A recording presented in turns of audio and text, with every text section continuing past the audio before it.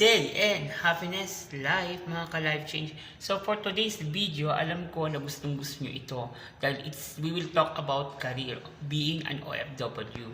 Alam nyo ba, pag kayo ay naging OFW, ito ay kalooban ng Diyos. So why? Kasi alam nyo po guys, maraming tao ang naghangad na gusto magtrabaho abroad pero hindi pinagkaloob. Kasi una, kahit marami silang pera, hindi po mag-fit ang kanilang health or incomplete documentation, hindi makapasa yung mga documents sila kaya hindi po sila makapag-abroad. Or yung iba talaga, hindi pinalad. So tayong mga pinalad is opportunity ito na ma-bless ka ng Lord bilang isang OFW. So kalooban ito ng Lord. Okay? So papaano nga ba maging isang OFW? Ito yung tanong na gusto natin sagutin today. So number one, kung gusto mo maging OFW, ito yung tinatawag na desire ng puso mo. Kasi alam mo na dumating kayo sa point ng kahirapan, walang trabaho sa Pilipinas na makuha.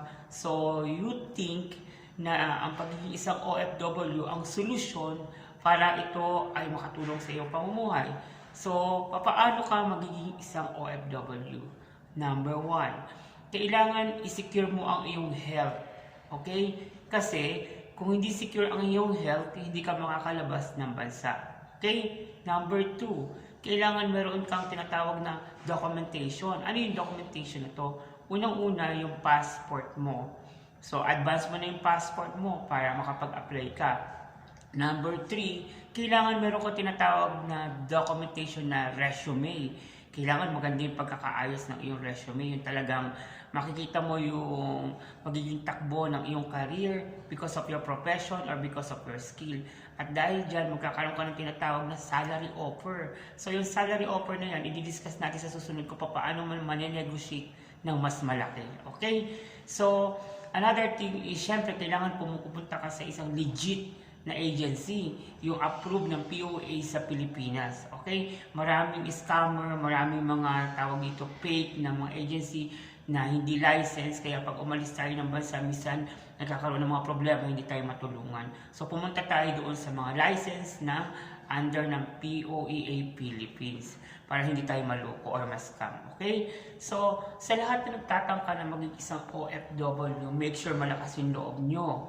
Okay? Make sure na buo yung prinsipyo nyo na kung ano yung target planning nyo. Example, makatulong, makabayad sa utang, or magkaroon ng puhunan sa pagninegosyo, or magkaroon ng tinatawag na savings or ipon para naman at least in time in future meron kayong magpagkukunan ng inyong kabuhayan.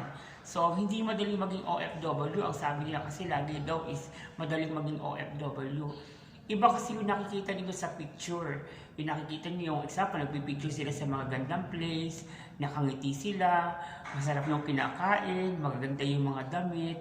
You know what? That is not meant to be an OFW. Hindi lang yun eh. Kasi behind those things, may tinatawag tayo na sacrificing. Diba? Malayo tayo sa pamilya. Hindi tayo nakakasama sa mga okasyon. O lumilipas yung panahon na hindi natin sila nakakasama. Loneliness, homesick, ano pa, tinatawag depression, stress paminsan-minsan. Kasi alam mo mga OFW, hindi nagsasabi yan ng may sakit sila or meron silang tinatawag na problema kasi ayaw nilang mag-isip yung pamilya nila sa Pilipinas. So I hope nakarelate ka dito. So I hope na makatulong ito sa iyo kung balak mo maging OFW. Give it up at tuturuan pa kita sa susunod na mga araw. So, don't forget to click subscribe. Comment ka lang sa comment section ko para naman maging wonderful at mas maging masaya yung tinatawag na discussion natin dito. Okay? I hope masagot ko. So, it's time for our shout out. Mega love shout out sa ating mga supporters diyan sa Life Change OFW Journey dito sa Saudi Arabia, sa Pilipinas, at sa ibang panig pa ng bansa. Okay, mga ka-OFW, thank you po sa inyong mga pagsuporta. Dahil po, let's congratulate 14 na tayo! Tinatawag natin Life Change OFW Journey YouTube channel.